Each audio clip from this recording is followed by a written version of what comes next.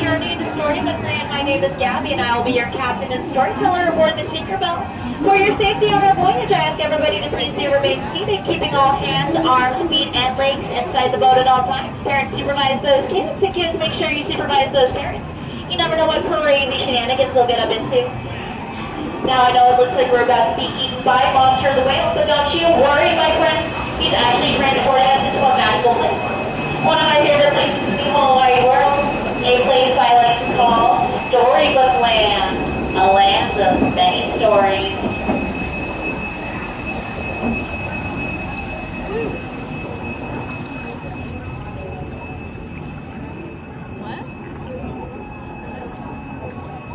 And one of our first stories here in Storybook Land is the three little pigs with the big bad wolf cave to our left and the three pigs houses to our right. One made of straw, one made of sticks, and one made of 100% guaranteed wolf-proof bricks.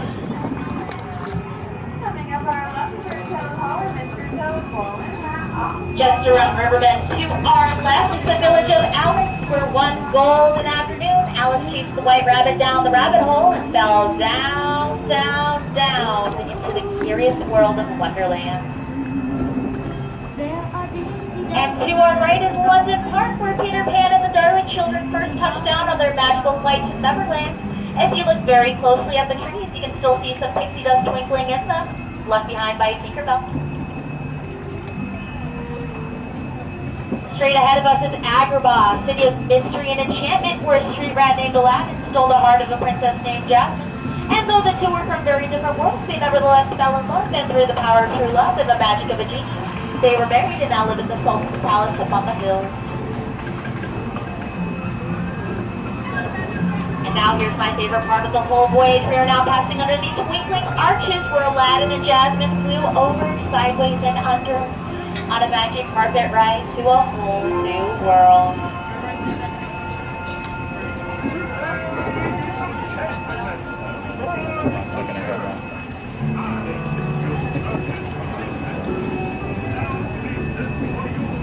We are now about to enter the mysterious Cave of Wonders where the genie's lamp resides.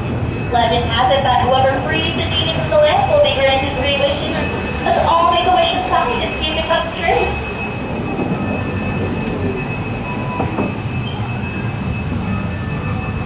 Coming up on our right is the cottage of the 7 dwarfs, where Snow White also resides. If you listen very closely, you can hear her whistle as she works. And to our left is the village of Cinderella, where Cinderella and her Prince Charming live happily ever after on that big old castle up on the hill. If you look very closely at the bridge, you can still see her carriage, still there, turned back into a pumpkin. Because while magic truly never lasts here in Storybook Land, true love lasts forever.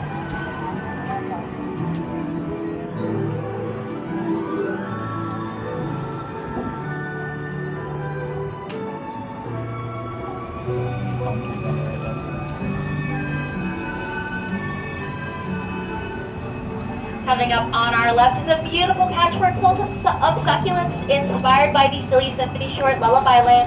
These succulents are made small every night through the power of pixie dust sprinkled on by Tinkerbell so that they'll never ever have to grow up. And a couple of these succulents were given to us by Isabella Madrigal of the Magical Madrigal family.